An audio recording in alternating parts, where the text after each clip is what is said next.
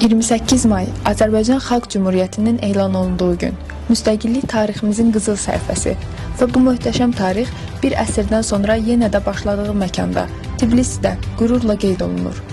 Azərbaycanın Gürcüstandakı səfirliyinin təşkilatçılığı ilə Tbilisidə keçirilən rəsmi qəbulda iki xalqın dostluğu, tarixə sədaqəti və gələcəyə inamı bir araya gəldi.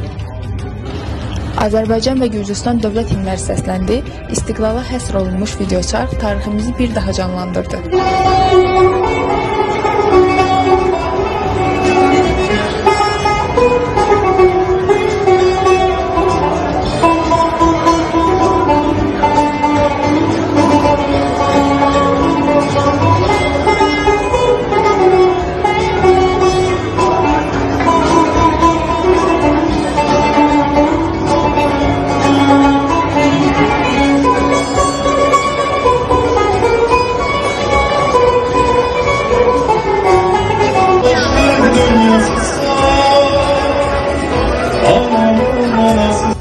Tədbir iştirakçıları arasında Gürcüstan parlamentinin sədri, deputatlar, ictimai xadimlər, diplomatlar və soydaşlarımız da yer aldı.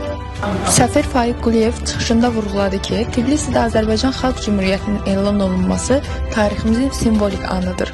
1918-ci il mayın 28-də xalqımız müstəqillik əzmini əks etdirən İstiqlal bəyannaməsi məhz bu şəhərdə qəbul olunmuşdu. Qeyd olundu ki, Azərbaycan və Gürcüstan yalnız qonşu deyil, həm də strateji tərəfdaş, dost və qardaş ölkədir.